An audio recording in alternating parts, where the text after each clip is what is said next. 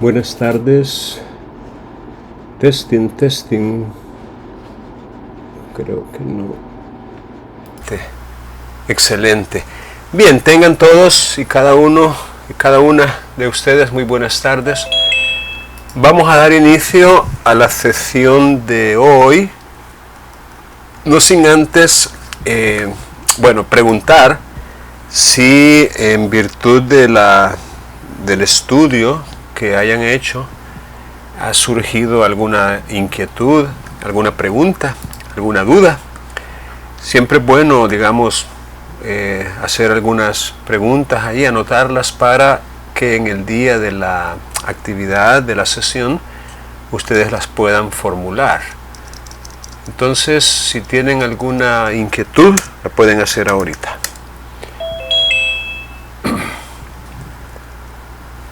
Ok, siendo que no tienen ninguna, vamos a compartir ahorita pantalla y les quiero, si tengo ocasión, está cabal. Quiero mostrarles aquí en pantalla, aquí estamos, los contenidos que se han preparado para la presente semana y obviamente estos contenidos, la idea de ellos es que ustedes los puedan estudiar y aprender de manera autónoma. Por favor, no se atengan o no crean que la única oportunidad de aprender es durante las sesiones, porque no es cierto. Las sesiones únicamente son para reforzar, para complementar, para apoyarles en su propio proceso de aprendizaje, el cual tiene que ser, en sus espacios individuales. Bien, durante esta semana nos corresponde hablar sobre la actividad de los sujetos procesales en la audiencia probatoria. Es la semana 11, que va desde el 3 al 9 de octubre, y vamos a continuar, obviamente, hablando sobre lo que se hace en una audiencia probatoria. Ayer estuvimos hablando sobre la actividad probatoria. Ese es un tema de la mayor importancia, porque, como les dije, de nada sirve tener la razón, de nada sirve tener un derecho, si no se puede acreditar.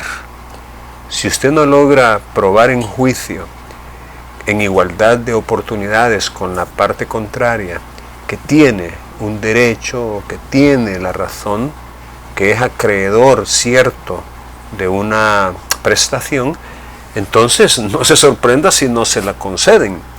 Porque, repito, no es lo mismo tener un derecho que saberlo acreditar.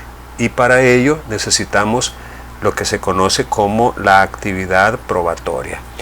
Entonces, en la medida que usted se familiarice con la manera, llamémosle, eficaz de proponer, de debatir, de oponerse a la prueba de la parte contraria, de producir la prueba, de saber argumentar, la manera en que los medios probatorios acreditan o establecen los hechos que usted ha alegado.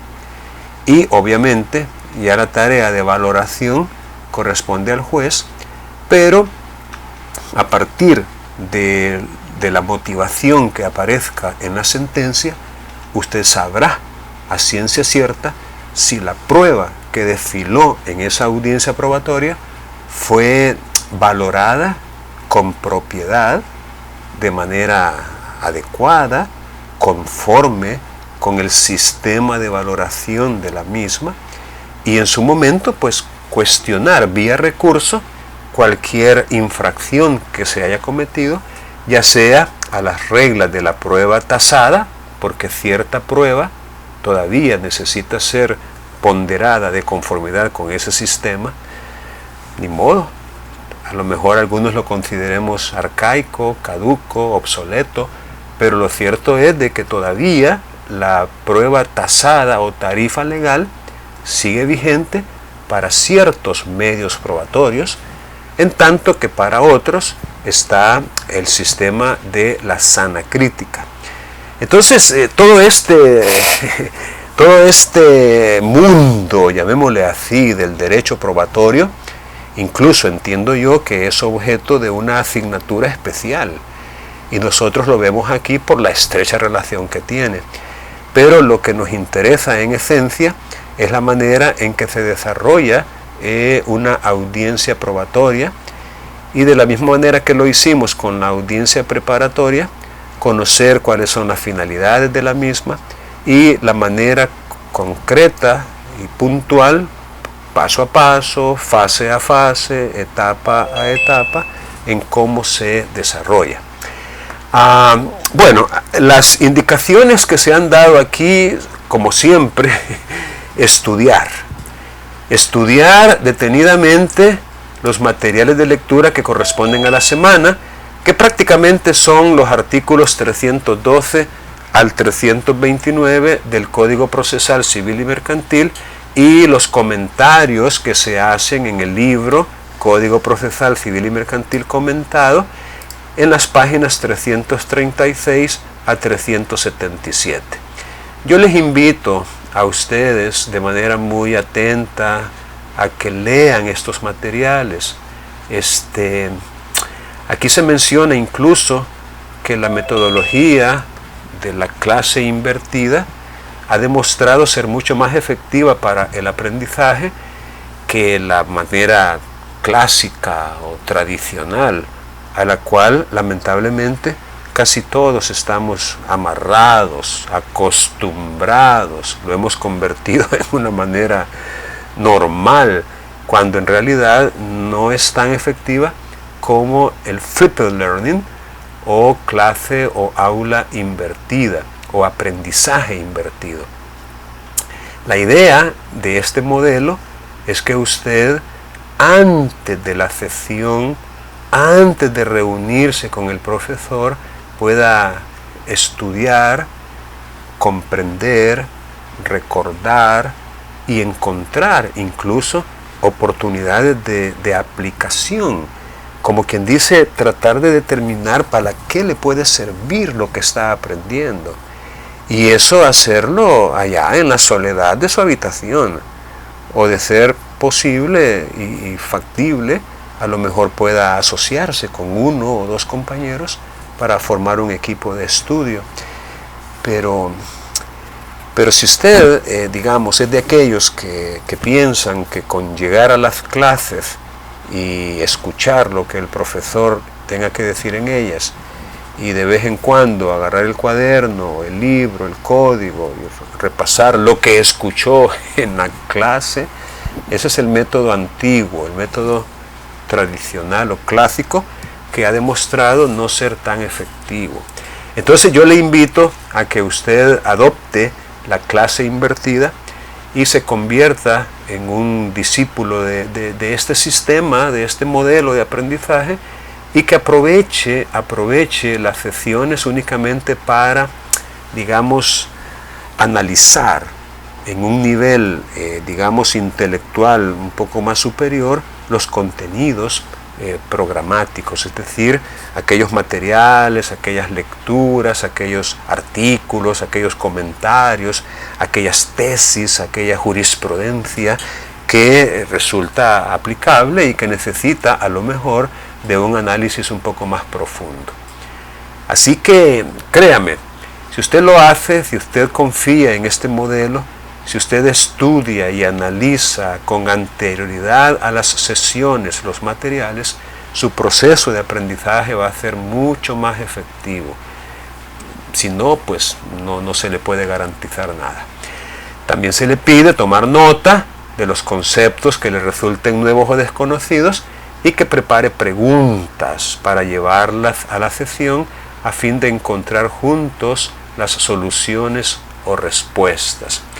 Entonces aquí, otra vez, de usted depende, de usted y nada más que de usted, depende si usted hace estas cosas que se le piden o no.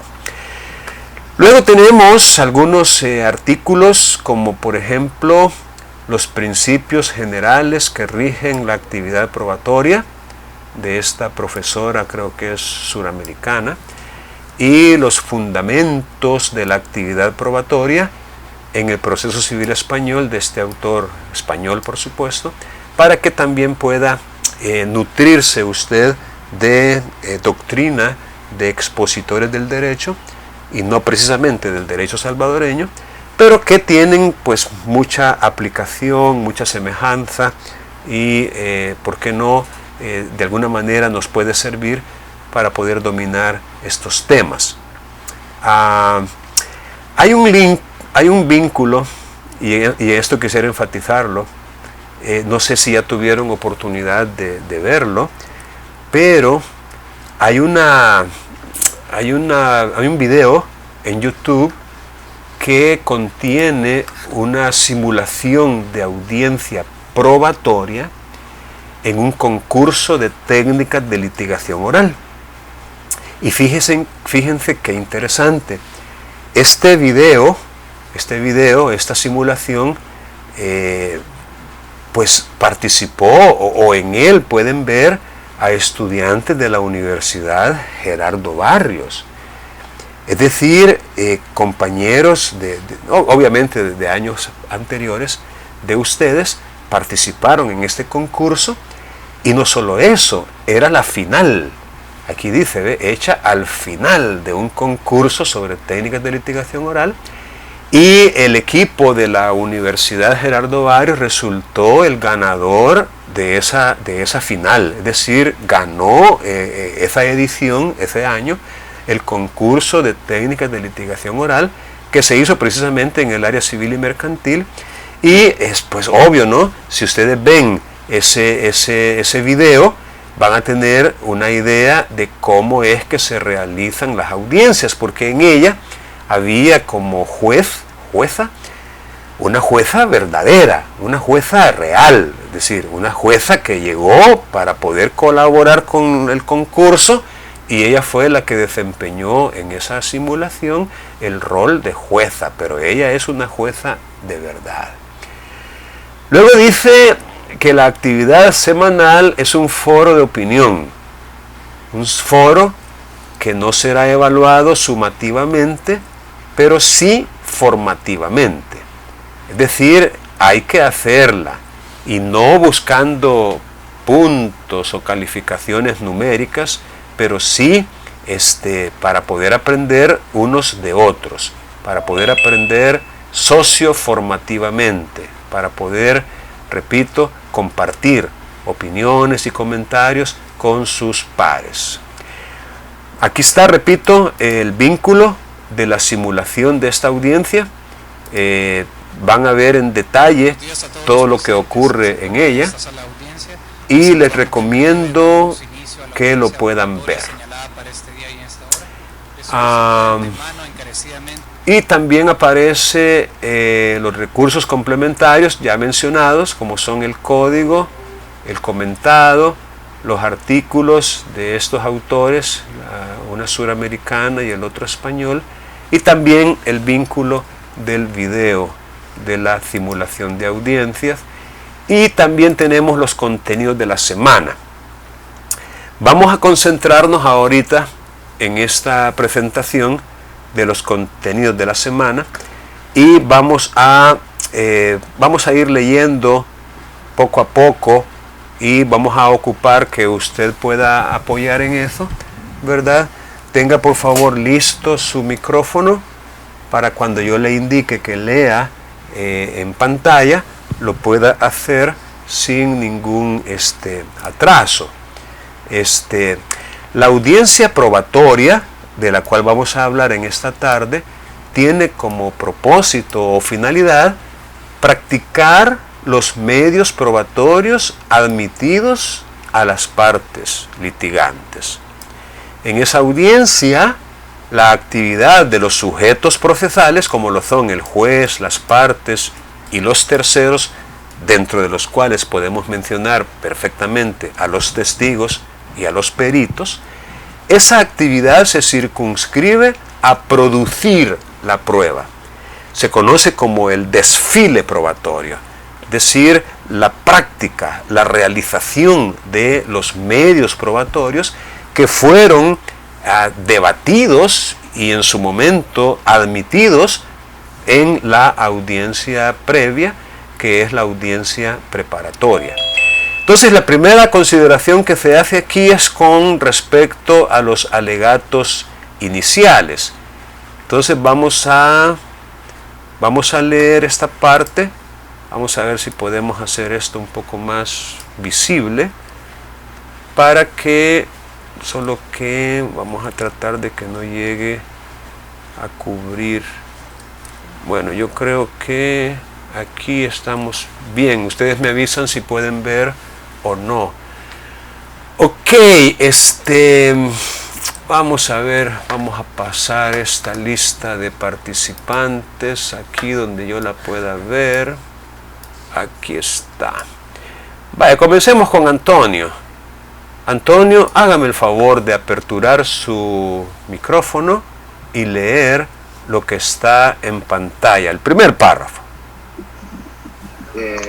Buenas tardes. Buenas tardes, Antonio. Bueno, dice, en el Código Procesal Civil y Mercantil, en lo que concierne a la audiencia probatoria, artículos 402 y 417, no se prevé el espacio para que los particulares y sus alegatos iniciales. Esto no puede interpretarse como, no sé, liga ahí, como descuido del legislador. Debido a que la configuración del proceso común existe, no sé, ahí liga Espérame, voy a regáleme un segundito, okay. Esto se arregla fácilmente aquí. No, era al revés la cosa, aquí. Correcto, sí, vaya, hoy sí. Voy a leerte nuevamente, vaya. En el Código Procesal Civil y Mercantil, en lo que concierne a la audiencia probatoria, artículo 402 hoy 417, no se prevé el espacio para que las partes realicen sus alegatos iniciales. Esto no puede interpretarse como un desvío del legislador, debido a que en la configuración del proceso común existe una etapa de alegaciones iniciales, que fue desarrollada por escrito y delimitada verbalmente en la audiencia preparatoria.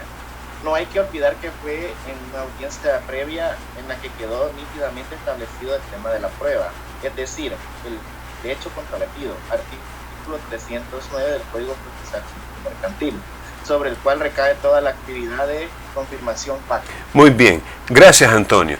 Vaya, según esto que acaba usted de leer, digamos, no es una fase, no es una etapa de la audiencia probatoria el que el juez le dé un tiempo o un espacio temporal a las partes para que formulen alegatos iniciales, como sucede, por ejemplo, en los procesos penales.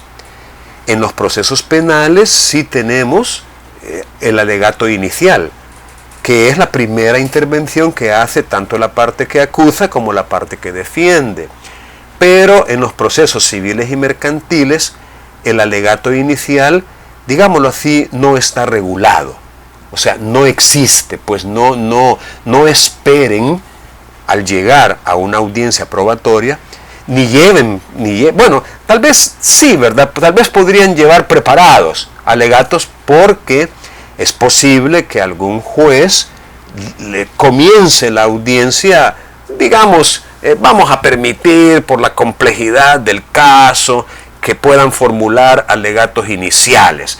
Repito, no están contemplados como parte de la audiencia probatoria, pero eso no quita que algún juez, pero ya por su propia decisión y por el manejo que él le quiera dar a la audiencia, le pregunte o les dé un tiempo para hacer estas alegaciones iniciales, pero por eso es que podría, digamos, ser válido que usted lleve preparado algo que decir al inicio, como para preparar el escenario o preparar el ambiente, para hacer una especie de introducción a su caso y a la prueba que pretende hacer valer y anticipar quizás una eventual petición concreta, tal como se hace en el ámbito penal. Pero, repito, no está diseñada la audiencia probatoria para eso, por una razón muy sencilla, y es que eso ya se hizo. Es decir, lo que hay que decir en un alegato inicial ya se hizo previamente. Es decir, desde que se presentó la demanda, desde que la demanda, digamos, fue examinada previo a su admisión, desde que se hicieron prevenciones por vía de ejemplo o se admitió de entrada y se le da conocimiento de ella a la parte contraria para que la conteste si así lo estima conveniente, ya estamos en la etapa de alegaciones iniciales, desde que se presenta la demanda.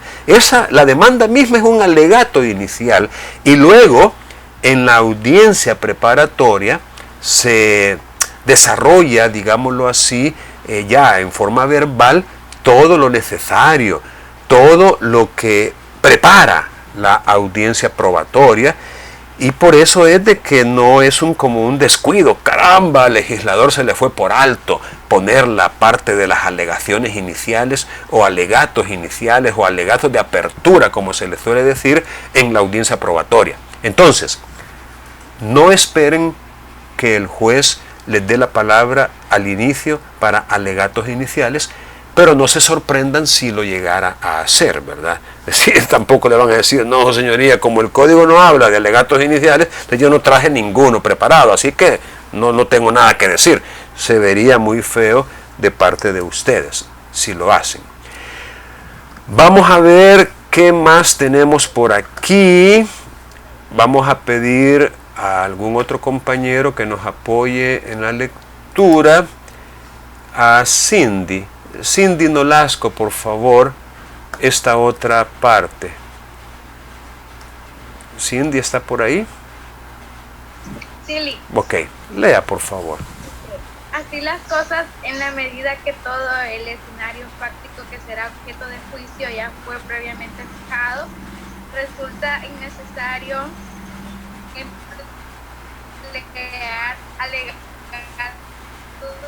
iniciales, y es por ello que la audiencia se inicia con la lectura de aquella parte de la resolución dictada en la audiencia preparatoria en la que quedaron fijados el objeto del proceso, los hechos controvertidos y la prueba.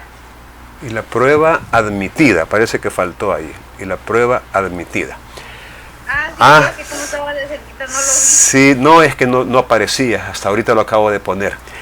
Bien, efectivamente, y tal como lo acabamos de escuchar y de leer, porque la lectura se coloca para todos, aunque solo una persona lo hace en voz alta, todo el escenario fáctico ya fue fijado con anterioridad.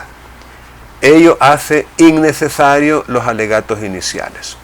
Entonces, si una audiencia probatoria no inicia o no comienza con estos alegatos, entonces, ¿cómo comienza? ¿Cómo inicia?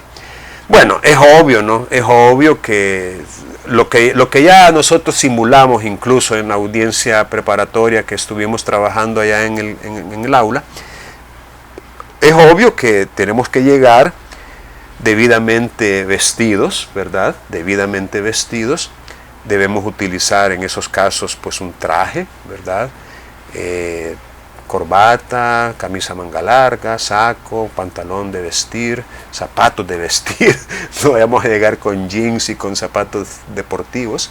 Las mujeres igual deben vestir como quien dice, no de forma informal, ¿verdad? Y llegar con antelación, ¿verdad? Se recomienda que estemos ahí por lo menos unos 20 minutos, 20 o 15 minutos antes de la hora señalada para la audiencia probatoria, y ahí pues nos identificamos, y también debemos identificar a las personas que nos acompañan en calidad de testigos o de peritos. Es decir, no debemos olvidar pedirles a ellos que lleven su documento de identidad.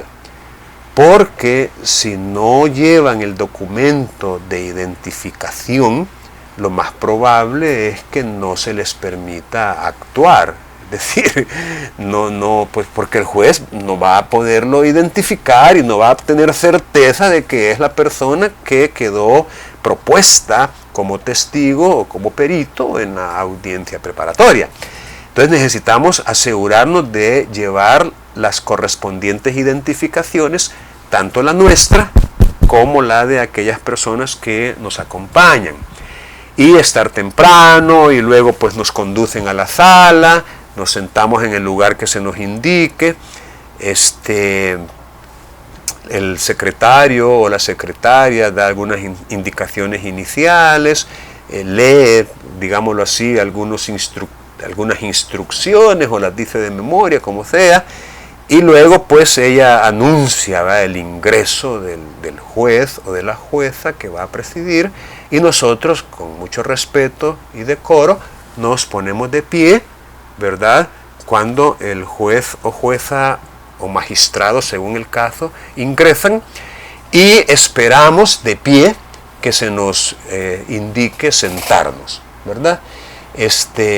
Luego el juez pues toma la palabra, le pregunta a la secretaria o secretario si las partes convocadas están presentes y si todo está listo para la celebración de la audiencia, y bueno, obviamente nos ha indicado si nos sentamos o no, etcétera, y esa es la manera en que inicia. Luego se le da lectura, una vez instalada y abierta la audiencia, lo cual hace el juez o jueza, se le da lectura a una porción del acta que contiene la resolución que se dictó en la audiencia preparatoria. Específicamente la parte en la cual se fijó de forma precisa y concreta la pretensión y el objeto del proceso, y también el tema de la prueba. Recuerden que el tema de la prueba obviamente son los hechos controvertidos, y asimismo cuáles son los medios de prueba que fueron admitidos. Se recomienda encarecidamente que nosotros tengamos en nuestras manos una copia de esta resolución para poder confrontar lo que se está leyendo por parte del tribunal con lo que consta efectivamente en esa resolución, en esa acta. Pues no vaya a ser que por error, involuntario por supuesto, se esté leyendo cosas que no son las que quedaron consignadas. Recuerden que es decisivo y muy determinante los elementos probatorios que nos fueron admitidos, así como los elementos probatorios que le fueron rechazados a la parte contraria. No se dejen meter gol en el sentido de permitir sin oponerse fuertemente a que se produzca prueba de la parte contraria que no fue admitida. Recuerden que es un tribunal, digámoslo así, es un, ¿qué le diré? Es una prueba que podría inclinar la balanza en favor de la parte que la produzca. Pero otra vez, si esa prueba, ese elemento categórico o concreto no fue admitido, mal haríamos en tolerar o en permitir que se produzca. Bien, dice no obstante, termina digamos esta idea. Vamos a ver, que estoy volado. Aquí está. Termina esta idea en esta página diciendo que en nada afectará que el juez decida darles oportunidad a los abogados para que expongan alegatos iniciales, si la complejidad del caso amerita que todos se pongan en un mejor contexto sobre el núcleo del conflicto. Es lo que les decía, ¿no? A pesar de que no está regulado ni contemplado como una de las fases de la audiencia probatoria, nada impide que el juez comience dándole la palabra Ejemplo, a pesar de que no están regulados los alegatos iniciales, pues vamos a dar la palabra a las partes para que los puedan formular y de esta manera pues todos tener una mayor claridad en cuanto a lo que va a suceder en esta audiencia. Entonces ahí es donde que no lo vayan a agarrar a usted de sorpresa, no desprevenido. Bien, Daniela, ayúdeme por favor a leer actividad probatoria. Ok. Ayúdeme a leer lo que está en pantalla, por favor. Me avisa si no la logra leer bien. Daniela, ¿está por ahí?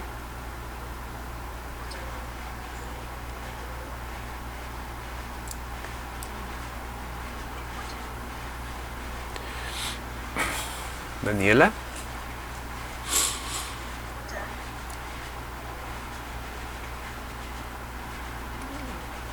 Revise el micrófono porque no le escuchamos, no le funciona, ¿verdad? Vaya, vamos a pedirle a David Rivera, pero active su micrófono que ya le voy a volver a dar la palabra, Daniela. David, ¿y usted? Buenas tardes. Buenas tardes. Ok. Sí. Al igual que muchas otras palabras que se utilizan habitualmente en el derecho, el vocablo prueba también ostenta un carácter multívoco y por tanto causa equivocidad. Solemos asociar la palabra prueba a las de acreditación, verificación, comprobación o convicción. La prueba es ante todo una actividad del proceso dirigida a la obtención de datos relevantes para la comprobación de hechos litigiosos. Ok, gracias David. Esta labor de confirmación de hechos es el objeto principal de la actividad probatoria.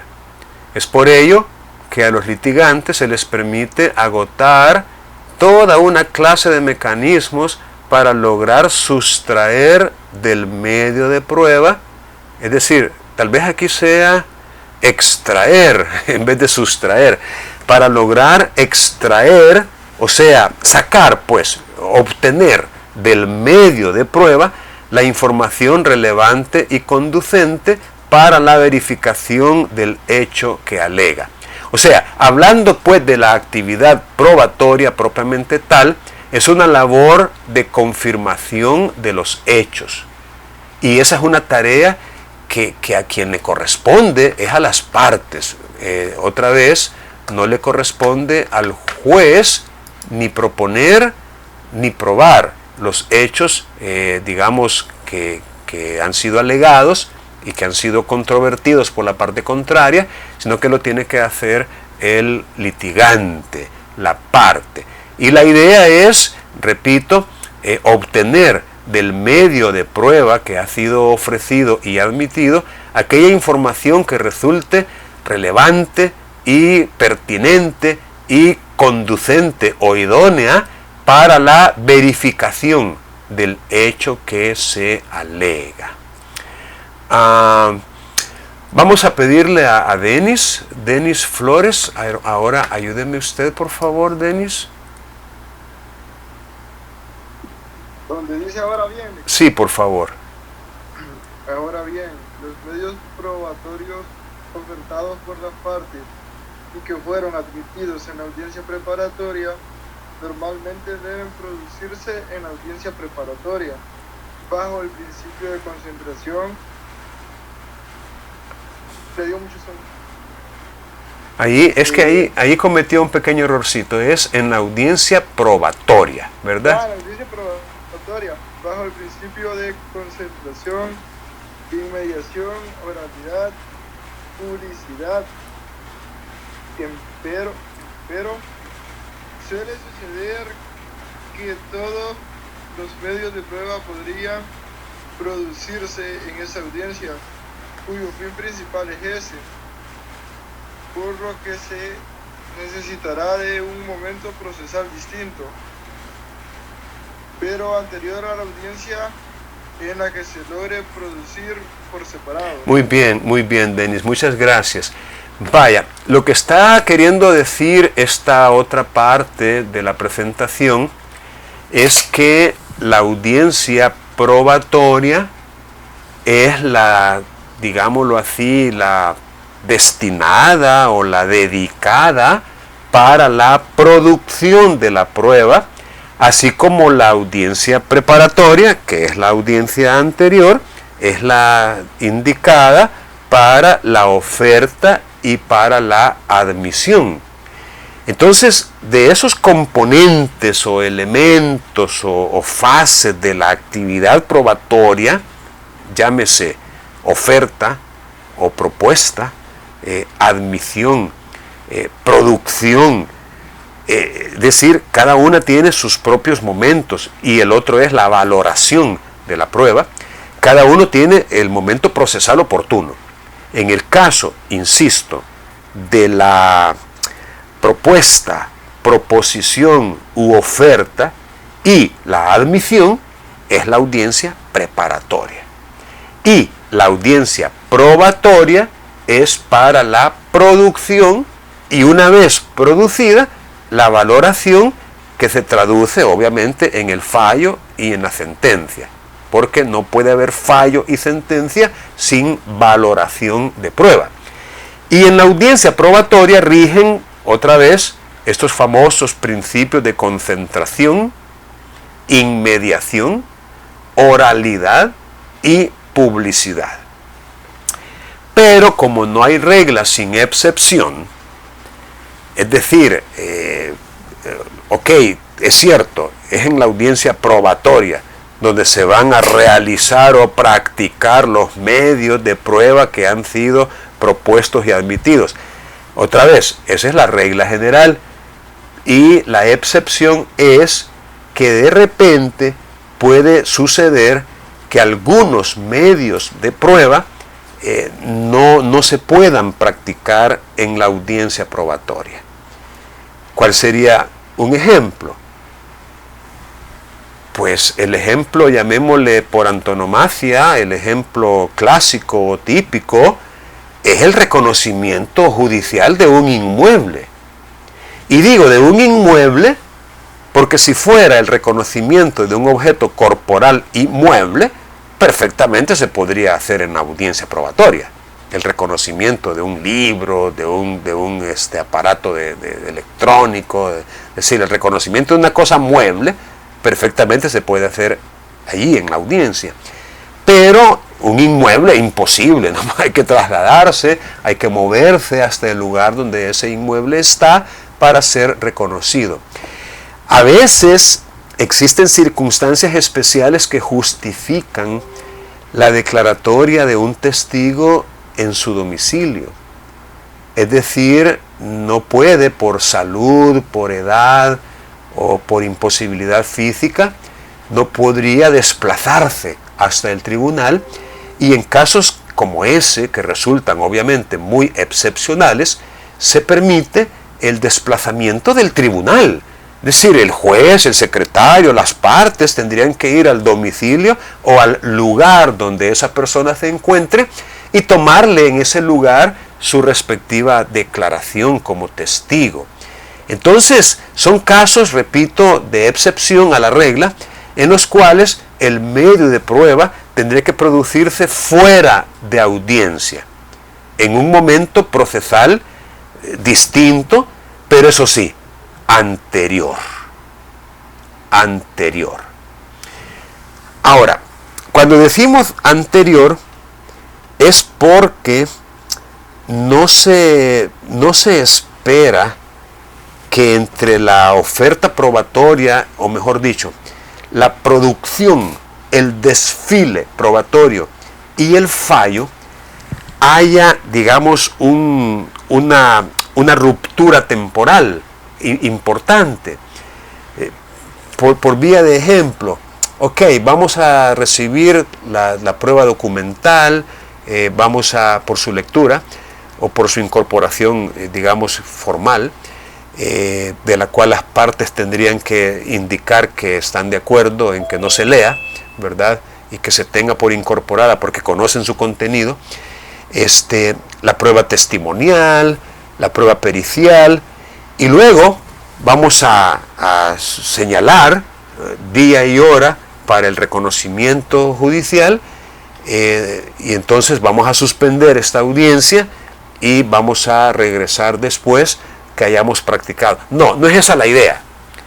O sea, la idea, repito, es que todo medio probatorio fuera de audiencia se practique antes de la audiencia probatoria, por separado, pero en todo caso antes de la audiencia. A eso se refiere, sigue diciendo el material, y vamos a pedirle esta vez a Diego Herrera, que nos ayude a leer, por favor, la parte esta que dice: a esto se refiere el artículo 404.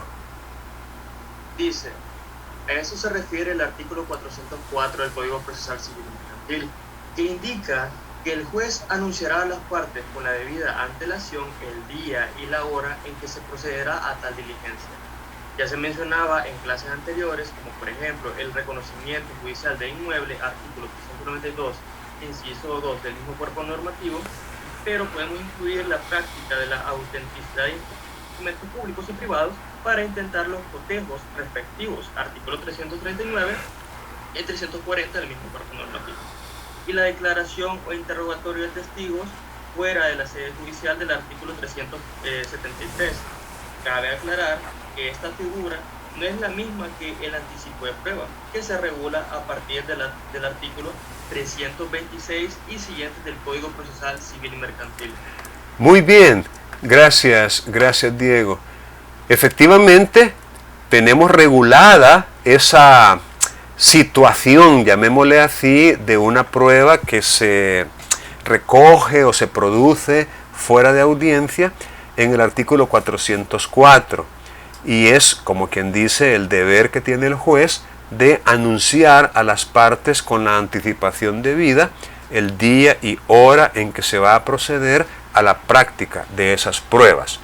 Y aquí, aparte de los dos ejemplos que ya les di, se menciona un tercer ejemplo, que es la práctica de cotejo para determinar la autenticidad de un instrumento público o privado que se ha presentado y del cual hay, como quien dice, un original guardado o resguardado en alguna oficina. Por ejemplo, es posible que usted pueda cuestionar la literalidad de un testimonio que ha sido presentado en juicio con la matriz, es decir, con la escritura original que consta en el protocolo físico de un notario. Entonces, si por vía de ejemplo usted cuestiona, digamos, la legitimidad, la autenticidad, la literalidad exacta de un testimonio, porque miren, y aquí les voy a dar un consejo, cuando ustedes sean notarios, digamos, las escrituras públicas, que así son conocidas, las escrituras públicas, que son las que se incorporan en el protocolo, es decir, escritura matriz, se le llama por la ley de notariado escritura matriz, que son las que se insertan directamente en el protocolo y ahí son firmadas por los otorgantes de las mismas y por el notario. De esas escrituras matrices se reproducen literalmente, ya sea por el sistema de fotocopia, que es el más práctico, es el más común, siempre y cuando usted cuente con una fotocopiadora en su oficina o en un lugar ahí cerca. Es decir, fotocopia, pues fotocopiando lo que consta en la matriz, en el protocolo. Pero también existe la posibilidad de una transcripción literal. La transcripción literal, a diferencia de la fotocopia, consiste en escribir en hojas de papel bond lo mismo que se escribió en la matriz. O sea, es algo muy sencillo también, ¿no? Es decir, una transcripción literal es reproducir de manera literal, palabra por palabra, comas, guiones, acentos, comillas, todo tiene que ser literal, la transcripción, y es muy sencillo porque con el uso de la computadora Usted tiene el documento en la pantalla, lo imprime en el protocolo y después ese mismo documento lo imprime en hojas de papel simple y ese le puede servir ya como testimonio. No es necesario sacar fotocopias si opta por este sistema de transcripción literal. Pero ahí es donde se pueden dar ese tipo de situaciones en los cuales la transcripción literal o la presunta o supuesta transcripción literal no sea tan literal que digamos. Es decir, no reproduzca fielmente lo que está en la matriz. Entonces, aquí es donde surge, llamémosle, un eventual problema para el notario. Repito, un eventual problema. Les pongo un ejemplo. Supongamos que en una matriz, en una escritura matriz, no se colocó cierta información que era necesario colocar en la matriz, en el protocolo, en el original. No se colocó, por error, por olvido, por la razón que sea. Ejemplo, no se colocó un rumbo al describirse un inmueble. Tiene 4 rumbos, norte, sur, oriente, poniente, pero el poniente le hizo falta, porque cuando estaban escribiendo, pues por la prisa se saltaron, y como se parecían las palabras, y pum, pum, pum, se saltó 3, 4 líneas de texto al estar redactando, y no lo incluyó, o no incluyó el documento de identidad de la persona, o la edad, o cualquier otro dato que resulta necesario. Ok, y resulta que en el protocolo no se puso esa información, pero a la hora de sacar el testimonio, en el testimonio sí se puso esa información, en el testimonio, pero no en la matriz. Miren, ese es un problema serio, porque no tenemos una correspondencia exacta entre el testimonio y la matriz. Y si resulta que se logra acreditar esa situación, el notario no va a quedar indemne, no va a quedar ileso, no va a salir, digamos, bien librado, sino que podría tener responsabilidad de toda índole, hasta penal, si se encuentra con una persona que definitivamente se siente molesta y ofendida, hasta penalmente lo podría procesar por falsedad ideológica, ya que el testimonio contiene información que no resulta congruente con lo que dice la matriz. Entonces mi consejo para usted cuando sea notario es que se asegure, óigalo bien, anótelo y no se le va a olvidar nunca, asegúrese de que el testimonio sea conforme 100% en todo con la matriz y no cambie, no modifique la información en un testimonio a menos que esa modificación se haya hecho antes en la matriz, es decir, en el original, el que fue firmado por las partes. Porque si usted modifica el testimonio, miren, hay notarios que son tan frescos que dicen, no importa, voy a modificar el testimonio y después, mañana, voy a modificar la matriz, pero te voy a sacar del apuro y te voy a dar el testimonio ya corregido, ya con la información completa. Toma, llévatelo. Ya no te preocupes, eso queda en mis manos. Mañana va a hacer la modificación en la matriz. Ok, y se le olvida.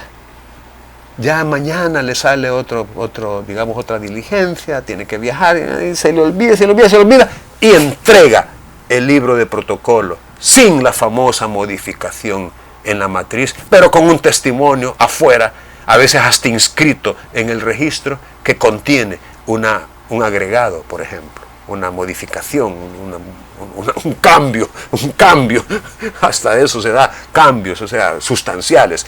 Entonces, aquí es donde viene el problema, porque si dentro de una audiencia probatoria se ha pedido el cotejo, cotejar es eso, es comparar, Es ver si efectivamente existe esa identidad entre el testimonio o el documento que usted tiene y su original que obra en un registro público. Y el protocolo es un registro público. Público en el sentido de que no le pertenece al notario, le pertenece al Estado. Y cualquiera que demuestre interés puede tener acceso a lo que dice en el protocolo, a lo que consta en él.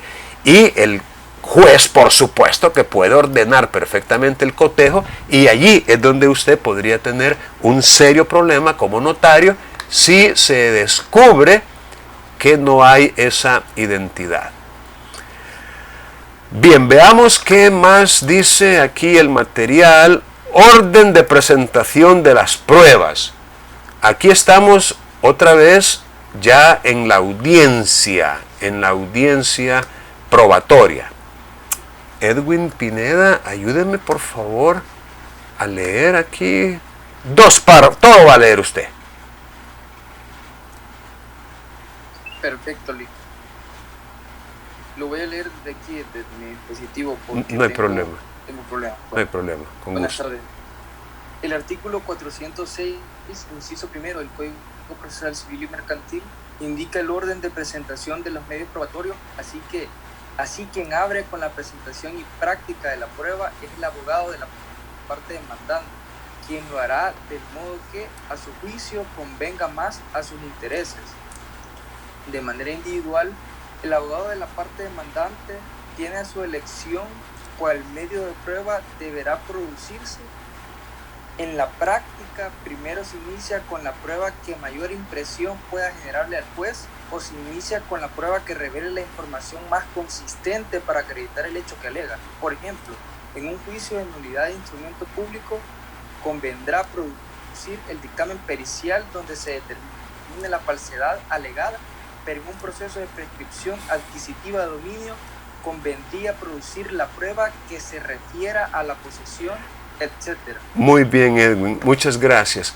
Aquí lo que el material nos está, digamos, explicando es que si nosotros somos la parte demandante, de acuerdo con el artículo 406 del Código, a nosotros nos corresponde comenzar a abrir la presentación y la práctica de la prueba.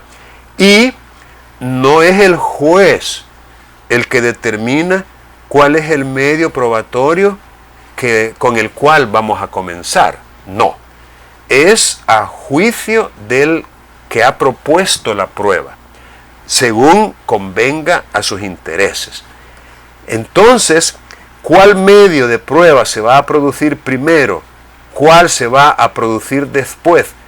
E incluso, fíjese bien lo que le voy a decir, aunque haya sido propuesta y admitida en la audiencia preparatoria, usted todavía puede desistir de un medio probatorio por considerar que ya no es necesario o que resultaría repetitivo o corroborativo de hechos que usted considera que ya han sido suficientemente establecidos, o incluso por la razón que usted considere conveniente.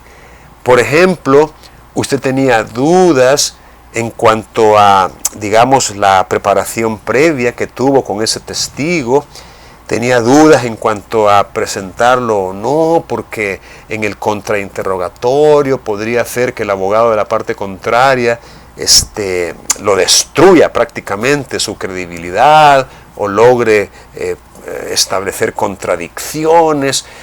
Pero usted estaba con aquello de que siempre y cuando llegue fulano, ¿va? Porque fulano es el que tiene esa capacidad. Y ojalá que no llegue, ¿va? Porque digamos que era un equipo de 2 abogados y a veces solo llega uno porque no tienen por qué llegar los dos. Y entonces usted lo hizo depender de eso. Entonces, cuando ya está en la audiencia y usted ve que el abogado que usted le tiene miedo porque lo conoce y sabe de su capacidad para contrainterrogar, entonces en ese momento usted dice: señor juez, voy a prescindir del testigo fulano de tal, ya no lo quiero. Y entonces no lo van a pasar, no lo van a obligar a declarar. Si usted está, ¿por qué no decirlo?, prescindiendo o renunciando a ese medio probatorio. repito, no hay ningún problema. Ahora, les voy a contar lo que ha pasado a veces en la práctica para que ustedes se curen en salud. Supongamos que usted quiere, en la audiencia probatoria, usted quiere interrogar a la parte contraria.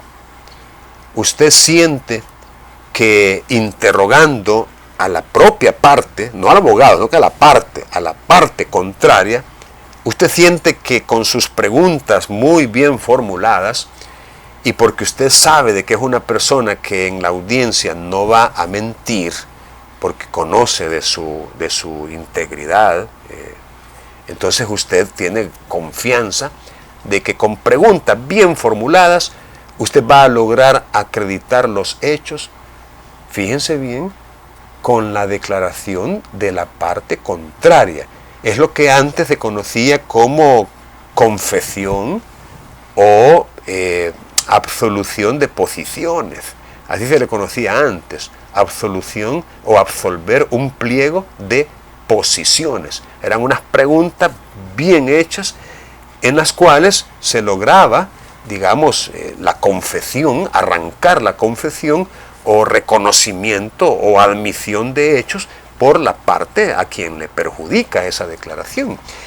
Bien, el punto es que usted se da cuenta en la audiencia preparatoria que la parte contraria también ofertó, también ofreció la declaración de su cliente, solo que en ese caso no se llama declaración de la parte contraria, sino que se llama declaración de la propia parte. O sea, existen las dos, digamos, las dos figuras. Declaración de la propia parte, que es cuando yo ofrezco a la persona a quien yo represento, o declaración de la parte contraria, que es cuando yo pido que pase a declarar no la parte que yo represento, sino la parte opuesta, la parte contra la cual yo estoy litigando. Entonces, ojo con lo que les voy a decir.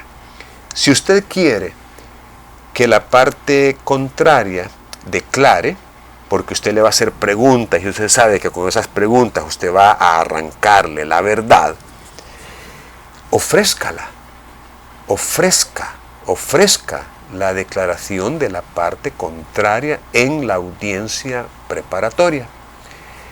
Ya ha sucedido que algunos abogados han tenido esa intención, ¿verdad? Pero como la parte contraria también la ha ofrecido como declaración de la propia parte, o sea, el abogado de la parte contraria también ofreció a su cliente, pero lo ofreció como declaración de la propia parte. Entonces viene el abogado y dice, bueno, entonces ¿para qué lo voy a ofrecer yo? Si de todas maneras siempre lo voy a interrogar. Eso sí, lo voy a interrogar, digamos, a continuación, porque cada abogado tiene derecho a interrogar y a contrainterrogar. Es decir, si el abogado de la otra parte ofrece a su cliente como declaración de la propia parte, yo tengo perfecto derecho a interrogarlo también. Entonces, estos abogados han dicho en su mente, pues ya no lo ofrezco porque ya lo ofreció la parte contraria. Entonces, no hay ningún problema, lo voy a interrogar. En la audiencia, fíjense bien, ya el día de la audiencia probatoria, inteligentemente, la parte que ofreció a su propio cliente para la declaración de la propia parte, desiste de ese elemento probatorio. Su señoría, ya no voy a interrogar a mi cliente. No es necesario. Ya la prueba que ha desfilado es harto suficiente para establecer mi caso y ya no necesito interrogar a mi cliente. Entonces, ¿cuál es la palabra que se usa? Desisto, prescindo de la declaración de la propia parte. Pregunto, ¿creen ustedes que el abogado de la parte contraria podría exigir que declare? Su señoría, resulta que fíjese que yo en la audiencia preparatoria, yo pensaba pedir la declaración de la parte contraria, pero me abstuve porque como el abogado lo ofreció, entonces dije yo, pues ¿para qué lo voy a proponer si ya está propuesto? Entonces, en vista de que yo necesito hacerle algunas preguntas, pues yo quiero que él declare. ¿Qué piensan? ¿Qué resolvería el juez? ¿Pondría a declarar a esa persona o no la pondría a declarar?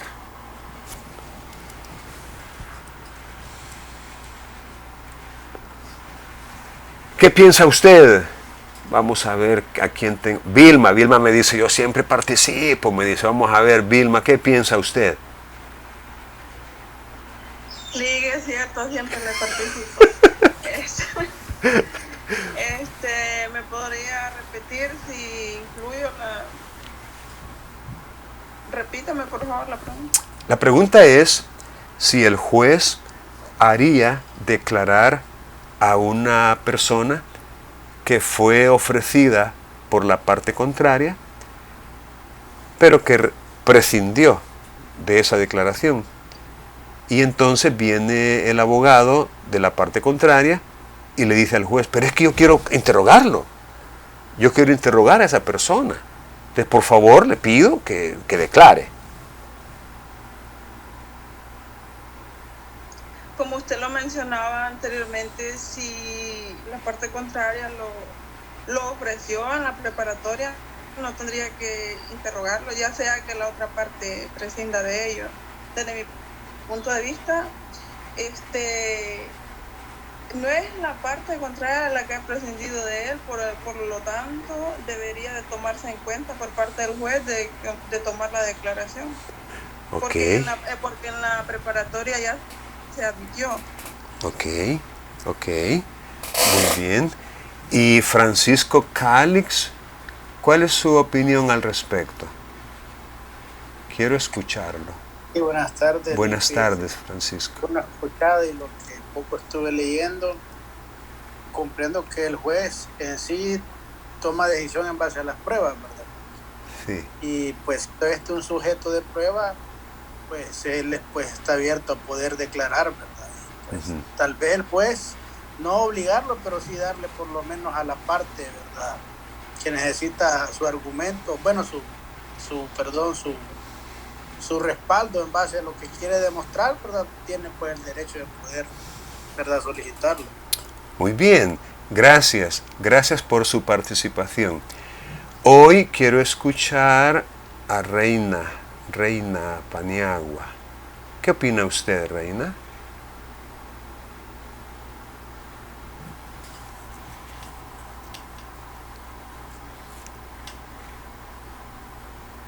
Active su micrófono, por favor.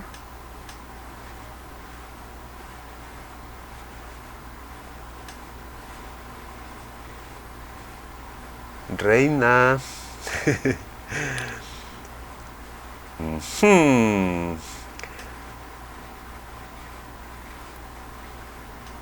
Reina. ¿Quién conoce a Reina que le mande un mensajito, que la están llamando? Bueno, vamos a escuchar una última opinión de Will Reyes.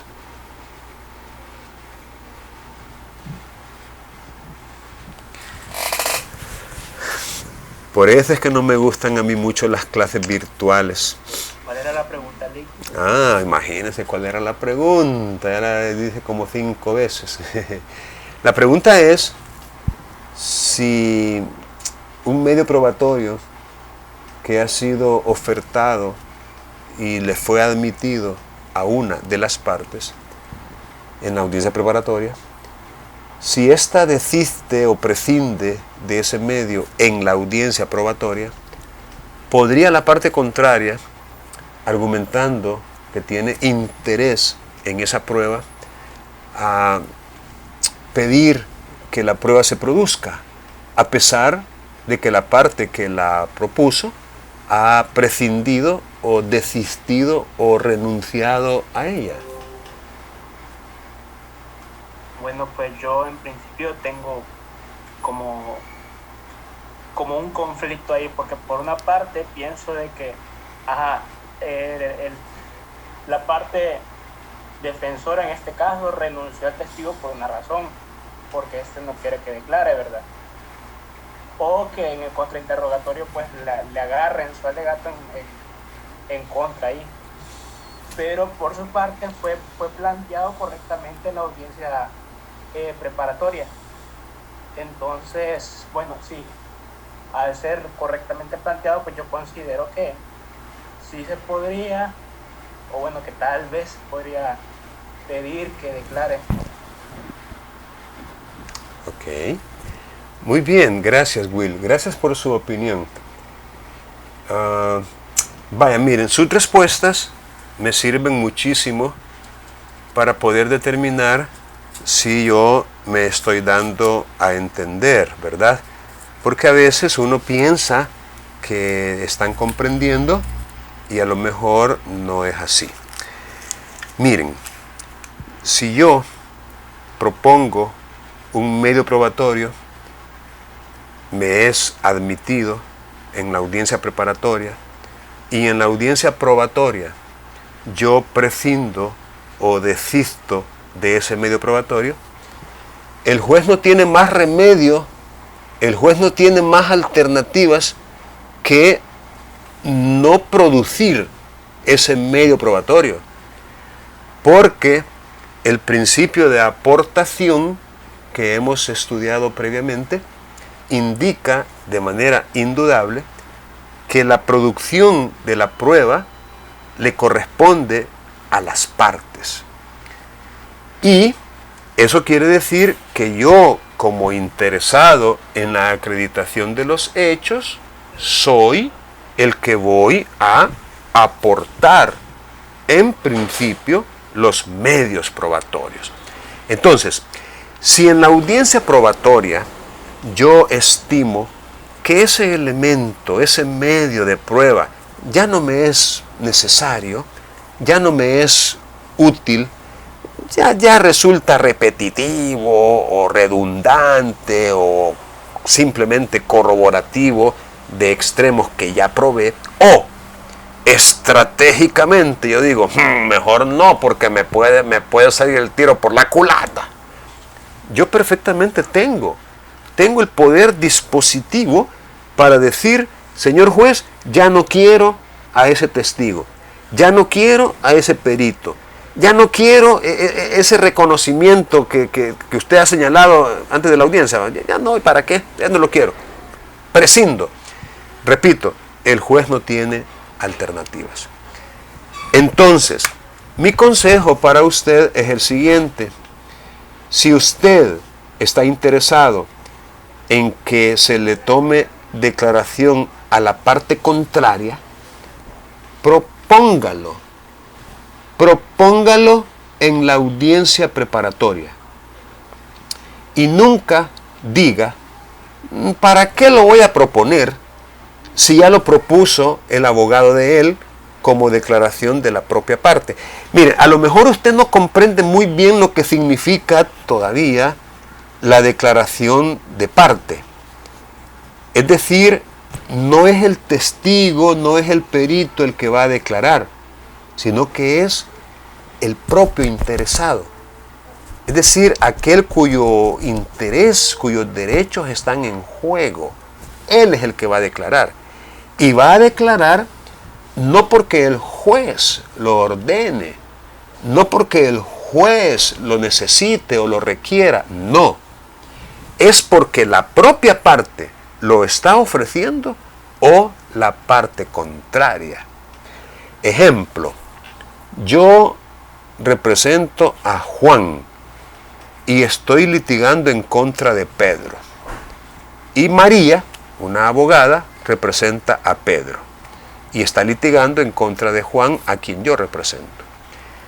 Yo necesito que Pedro declare Pedro es la parte contraria mía. Pero María, en la audiencia preparatoria, propone a Pedro para que declare. Ella propone a su propio cliente, a Pedro, para que declare. Yo quiero que Pedro declare. Entonces yo tengo que proponerlo también. No importa que María ya lo haya propuesto, yo lo tengo que hacer también. Porque si no lo hago, corro el riesgo de que María prescinda de la declaración de Pedro. Y si María prescinde de la declaración de Pedro y yo no lo he propuesto, entonces no hay nada que yo pueda hacer, ni el juez tampoco. Yo no podría argumentar, no, es que fíjese que yo también necesito que él declare. Oh, me va a decir el juez. Eso me lo hubiera dicho en la audiencia preparatoria. La audiencia preparatoria es el momento procesal para proponer la prueba. Usted me está proponiendo esa prueba en la audiencia probatoria. Ya le pasó el tiempo para poderlo hacer. Le escucho, dígame, Edwin. Sí, buenas tardes, Lick. Eso está íntimamente vinculado con lo que es el principio de preclusión. Y el dispositivo, así es. Y el dispositivo, exacto. Las Sí. partes deben realizar los actos procesales dentro del plazo que ya está indicado en el Código Procesal Civil y Mercantil. Así es. Como se mencionó, ¿verdad? La audiencia Sí. preparatoria. Sí. Entonces, ya en la audiencia probatoria, a mi criterio, ¿verdad? Pierden esa oportunidad, es decir, para ejecutarlo. Sí. Miren, les voy a plantear un caso hipotético que podría resultar en una estrategia de litigación. Bueno, habría que valorar qué tan válida es, pero se lo voy a plantear. En un proceso reivindicatorio, casi siempre tenemos que mencionarlo como ejemplo porque es de los más comunes que tenemos. En un proceso reivindicatorio de dominio, el reconocimiento judicial es clave, el reconocimiento del inmueble. No puede haber éxito en ese proceso si no se da el reconocimiento judicial. Supongamos, y el momento procesal oportuno es en la audiencia preparatoria. No es con la demanda, ni en la demanda, sino que es en la audiencia preparatoria. Ese es el momento procesal. Quiere decir que aunque en la demanda usted no haya mencionado como prueba el reconocimiento, eso no importa. No importa porque perfectamente lo puede hacer en la audiencia preparatoria. Que en la demanda no lo puso, no importa, si es que no es en la demanda que lo tiene que poner. Eso es en la audiencia preparatoria. Ok. Fíjense bien el escenario que les estoy planteando. Viene el demandado y en la contestación, fíjense bien, en la contestación, él dice, su señoría,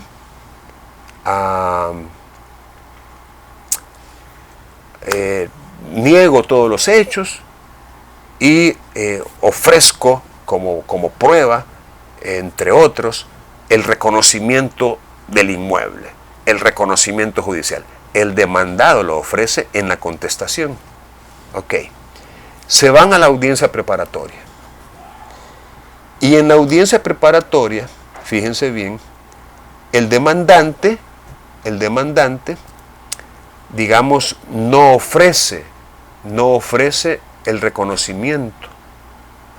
Es decir, no lo hizo en la demanda y tampoco lo hace en la audiencia preparatoria.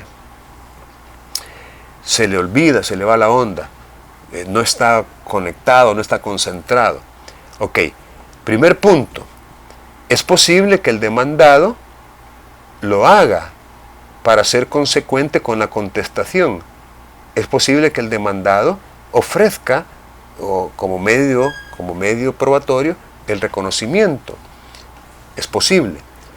Aunque, digamos que estratégicamente no le convendría hacer él esa oferta, lo más lógico y lo más favorable a sus intereses es no hacerlo, porque si no lo hizo el demandante y no lo hace él, el reconocimiento no se va a practicar.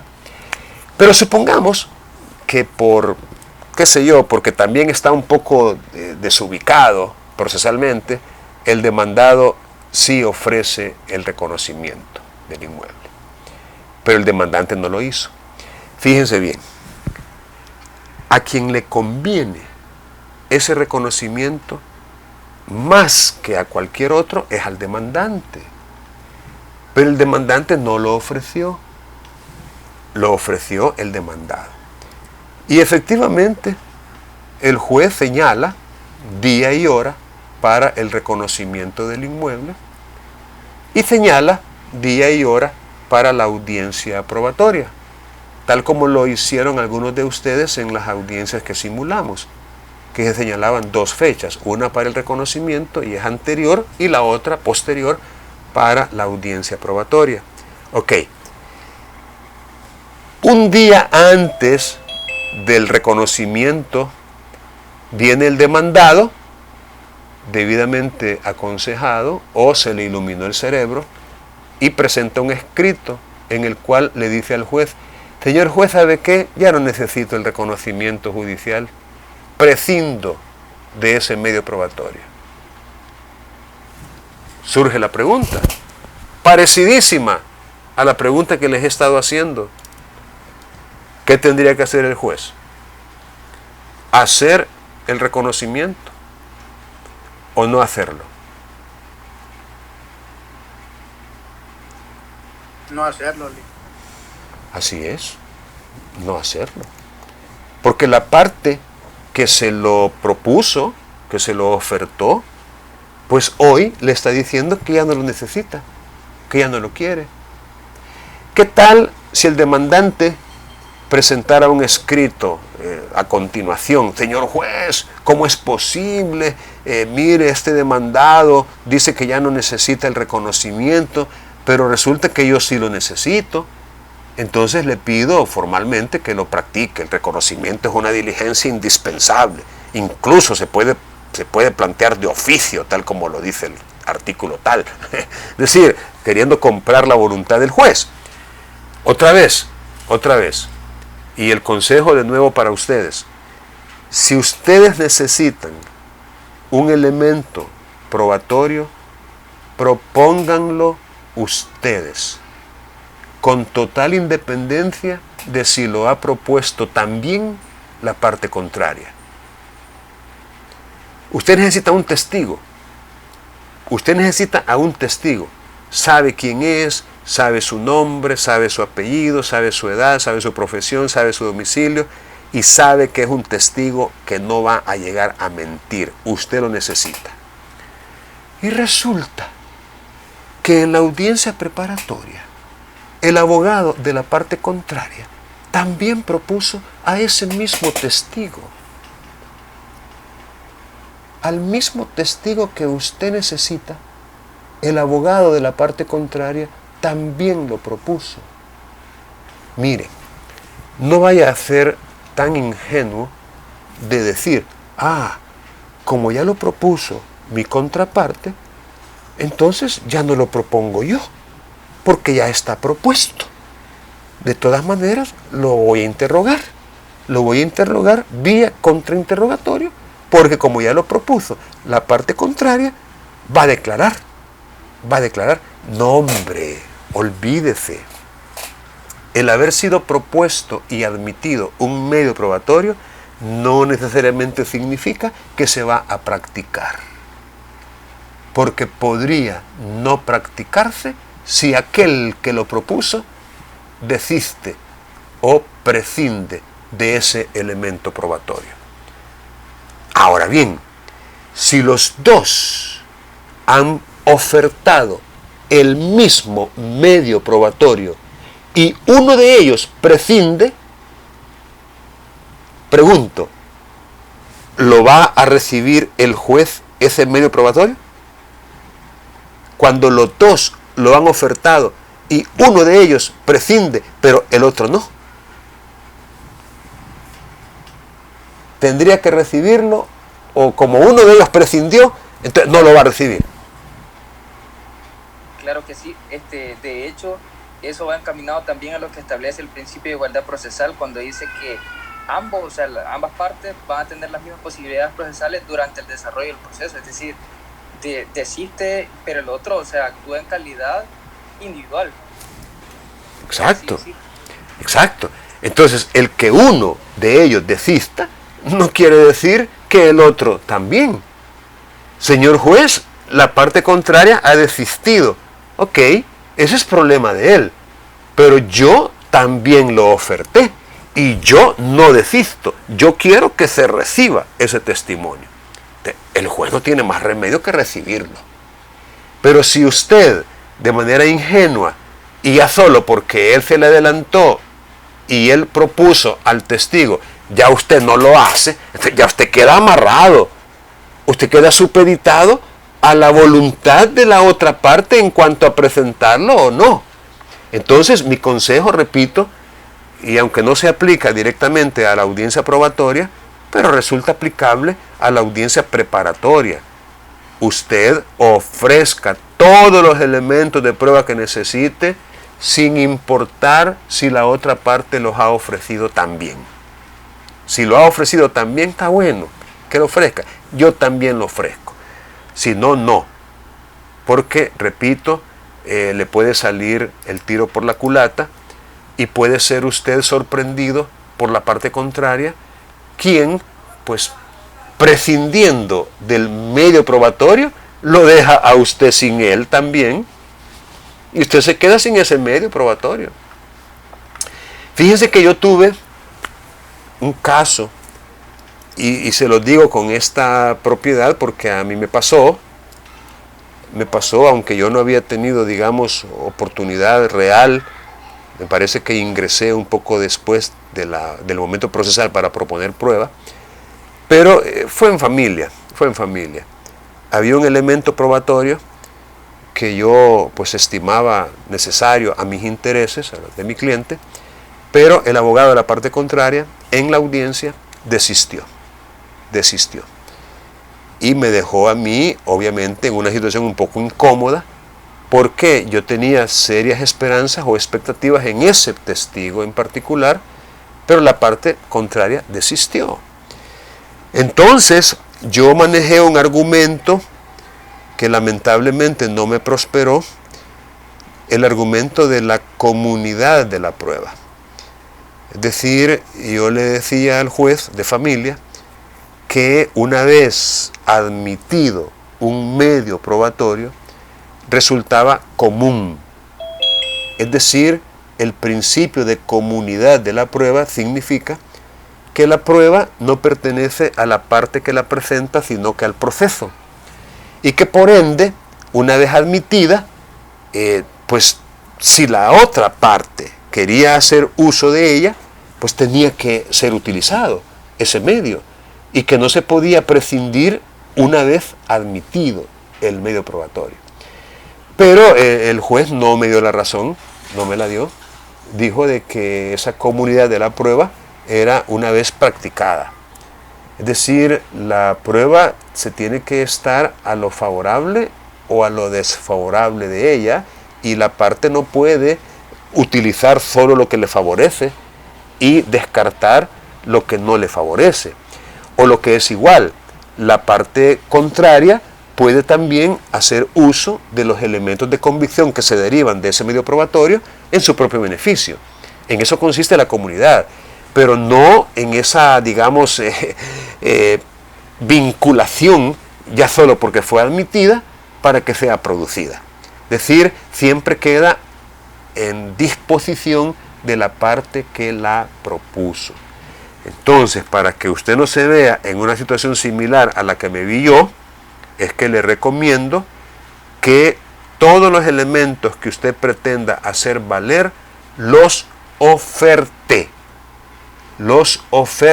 usted, aunque su oferta coincida con la de la parte contraria.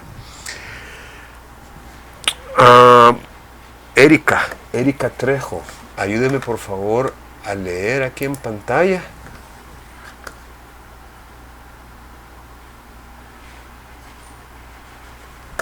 Erika, ¿está por ahí? Sí, licenciado. Vaya, ahí tiene en pantalla. Las objeciones de las partes reguladas en el artículo 407 del Código Procesal Civil y Mercantil en relación con el artículo 368 del mismo cuerpo legal es una herramienta de las cuales se valen para evitar la incorporación al juicio de información de una fuente de prueba, testigos, peritos o partes, mediante preguntas prohibidas. Esto es un tema propio de técnicas de litigación oral, debiéndose cumplir con los requisitos de oportunidad, especificidad y fundamentación. Siga, por favor, Erika. Podemos definir las objeciones como los instrumentos legales ejercidos durante la producción de la prueba en la audiencia probatoria, de acuerdo al efecto específico que se suscite. Entre las objeciones se pueden utilizarse, que no veo. Están.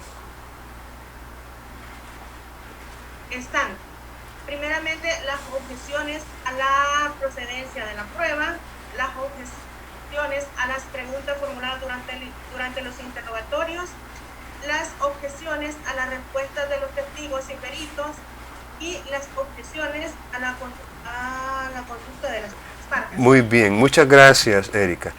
Vaya, miren, efectivamente, en esta parte de las objeciones, y tal como lo dice la diapositiva, esto es más propio de una asignatura llamada técnicas de litigación oral. Yo no sé si ustedes tuvieron oportunidad de cursarla, ojalá que sí, esta materia llamada técnicas de litigación oral, y si no, pues hay un par de libros por allí, uno de ellos publicado de manera gratuita también por el Consejo Nacional de la Judicatura, sobre el proceso civil en El Salvador. No recuerdo el título exacto del libro, pero sí su autor, que es Quiñones Vargas, Héctor, como que se llama, Héctor Quiñones Vargas.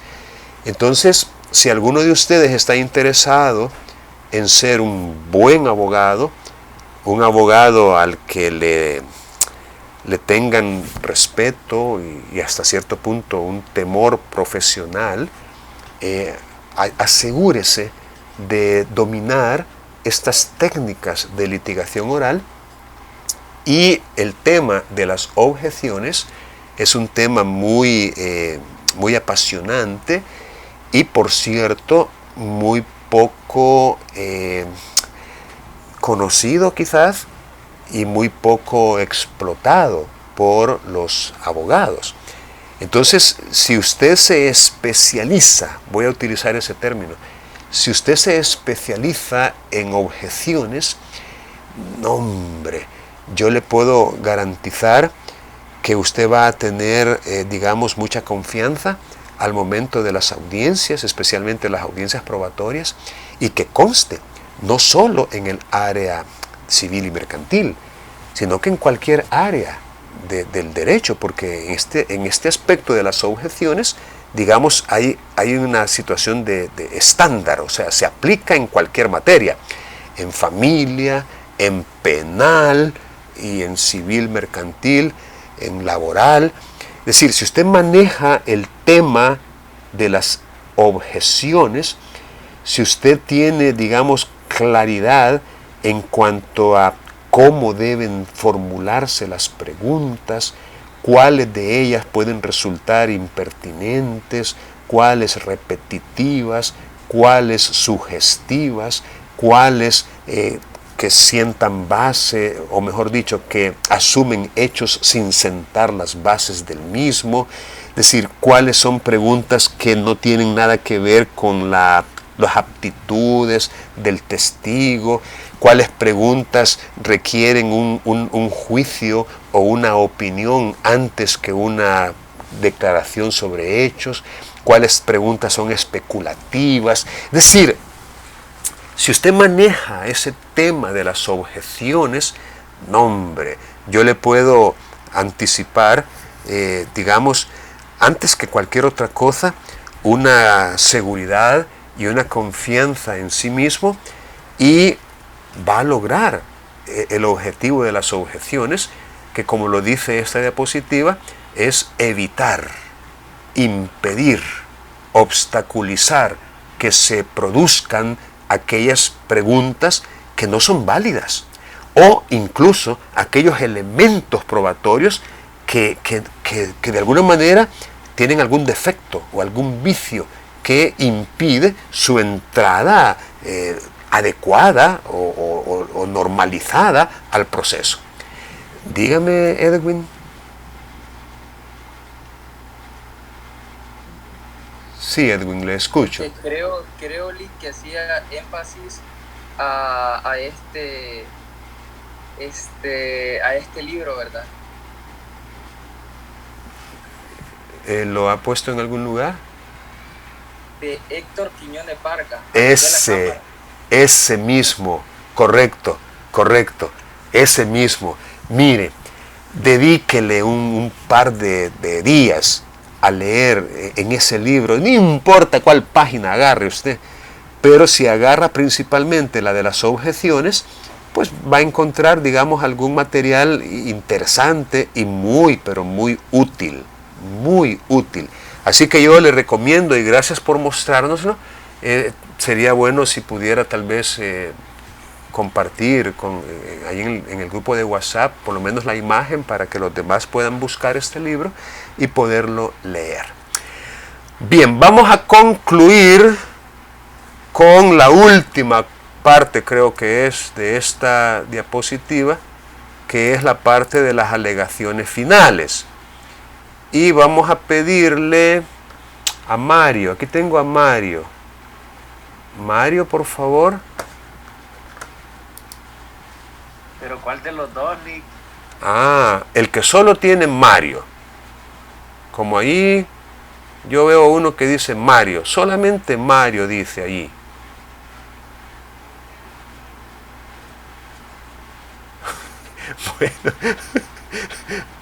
Bueno, cualquiera de los dos. Creería que soy yo, Nick. Vaya, déle pues. Solamente vos estás en este grupo. Vaya. Lea usted. Bueno, ahorita es donde dice esta etapa, ¿verdad? Sí, cabal. Ok. Esta etapa se ubica dentro de la audiencia probatoria y ocurre inmediatamente después de haberse concluido el recibimiento de los medios probatorios, y por ello se dice que son el punto final de la discusión en la agenda judicial de la audiencia probatoria, enmarcada dentro de la actividad procesal de las partes. Falta este otro párrafo. Bueno, esta tarea es exclusiva de los abogados de las partes, por lo cual en esa actividad se exige un alto grado de tecnicidad en la intervención, como debe de ser en un profesional del derecho. En la exposición de las alegaciones finales no es posible la intervención de las propias partes, por carecer de los conocimientos técnicos, jurídicos que impone esta tarea, y por ello baja un poco el por Ahorita. Gracias. Y por ello, en virtud de esa formación técnica requerida, tanto para la preparación como la presentación de la argumentación necesaria, está designada a los abogados postulantes. Muy bien. Gracias, Mario. Bien, efectivamente, esta parte última de los alegatos finales corresponde a los abogados. Es decir, por la preparación, los conocimientos técnicos, la experiencia en algunos casos, en la exposición de estas alegaciones finales, no son las partes materiales o los interesados directos en la litis los que van a intervenir, sino los abogados. Y tenemos, digamos, en el código algunas normas que nos ayudan incluso a saber qué es lo que podemos decir. Por ejemplo, el artículo 410 el artículo 411 y el artículo 410 nos indican de manera muy puntual, 411 y 412, nos indican de manera muy puntual en qué consiste o qué debe contener estos alegatos finales. Para terminar, solamente quiero recomendarles otra vez que vean el video. Vean el video que aparece aquí en la plataforma, en el módulo de la semana 11, y que tiene que ver con, vamos a ver,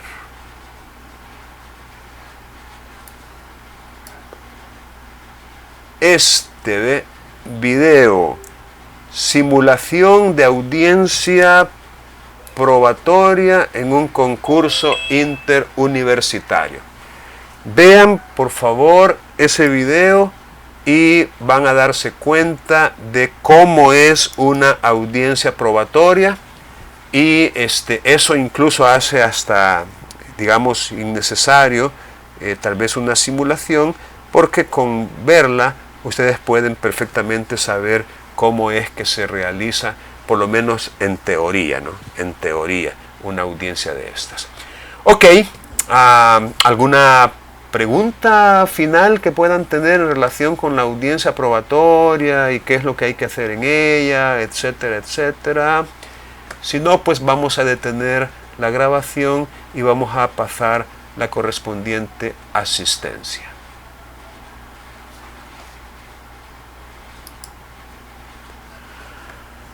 Bueno, entonces voy a detener la grabación para tomarles la asistencia.